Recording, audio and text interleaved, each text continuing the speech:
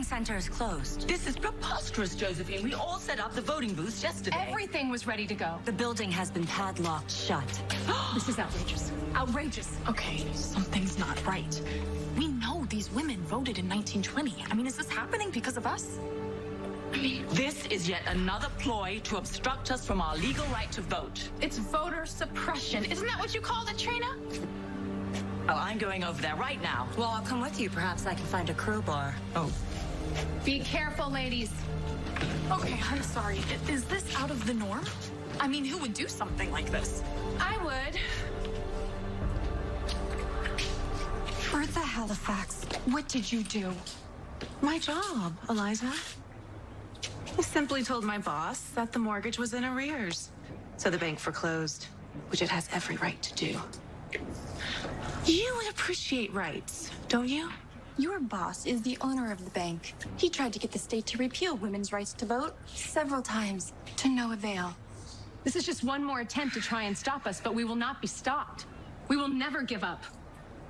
Well, you won't be voting in Port Charles today. Why wouldn't you help them? They're fighting for your rights, too. Who's this? No matter.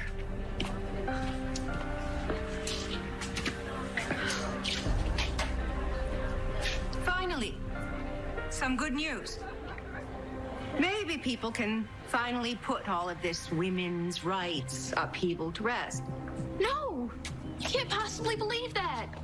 Ava always says ignorant things, even here. Who are these rude women? They're new to town. How dare you address me in such a manner? I'll have you know I'm Ada Hook.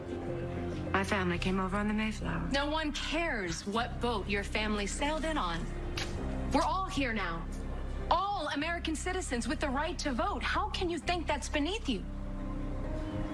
Ada, it's women like you standing in the way of progress and equality. And it's women like you, slumming around in politics, who are demeaning to decent women everywhere. You ought to be ashamed. You're not fooling anyone, Ada. It's your own fault you're stuck in a loveless marriage. Don't punish the rest of us because you're so unhappy.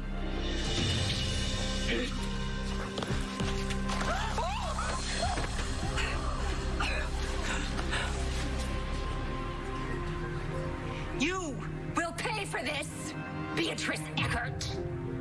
Take your best shot. Beatrice Eckert arrested again. How many times does this make? You know full well I'll be out of here in a matter of hours. I barely touched Ada. I'd like to skip the formalities if you don't mind. I have important business to tend to.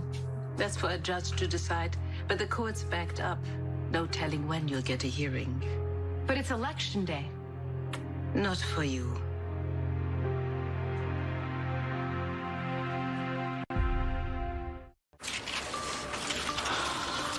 This is a disaster.